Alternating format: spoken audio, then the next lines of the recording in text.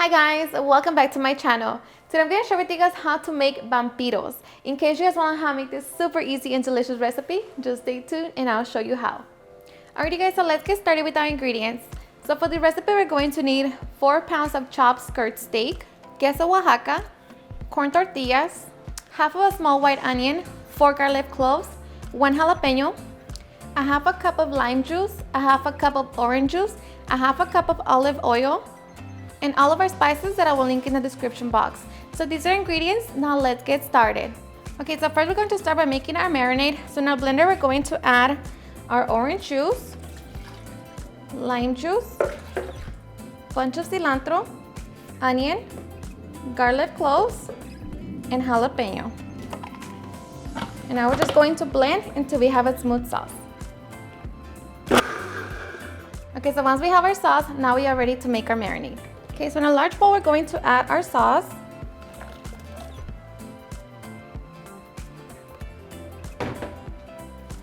Along with the olive oil and all of our spices. So now we're just going to mix. And at this point, you can try your marinade for salt. For me, it's perfect. So now we're going to throw in our meat.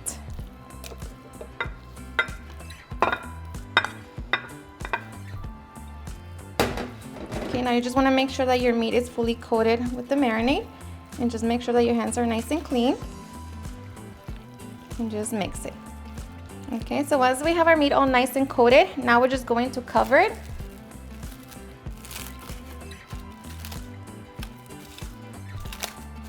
And we're going to allow it to marinate for at least 4 hours.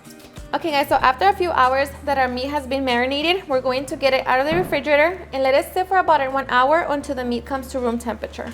Alright, so once our meat is at room temperature, now we are ready to cook it. Okay, so we're going to get a skillet or a pan. We're going to set it on high heat and we're just going to wait for it to heat up. And once it heats up, we're going to throw in our meat. Alright guys, so after 5 minutes, our meat is going to let out a lot of juice. So now we're just going to wait for the juice to evaporate.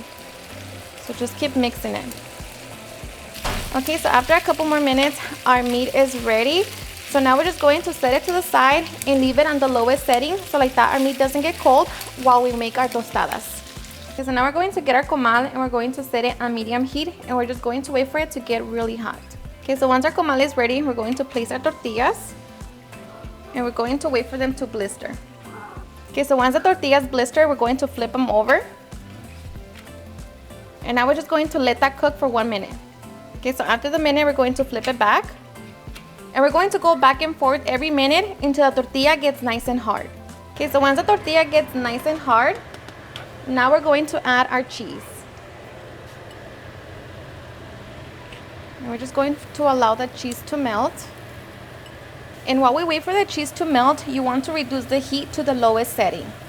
Okay, so since our meat is hot, and as you can see, the cheese has melted from the edges, so now we're going to start to put our meat on our tostada.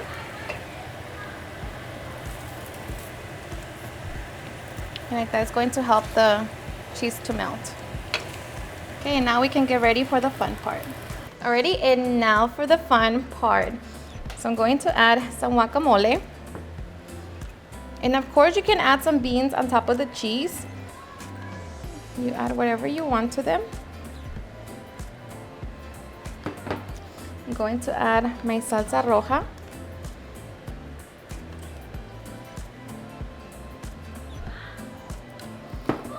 Then my delicious salsa de habanero.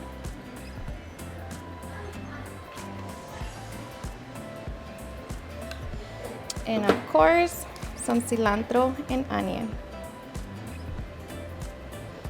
And just like that, now we are ready to enjoy our delicious vampiros. Alrighty guys, and now for the best part, the taste test. Now I am so ready. You ready to enjoy it?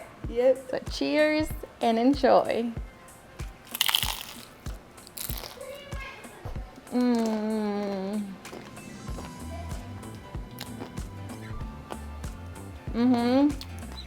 Seriously, the best. It's so simple, yet so delicious. The carne asada is just so flavorful. The best. Good.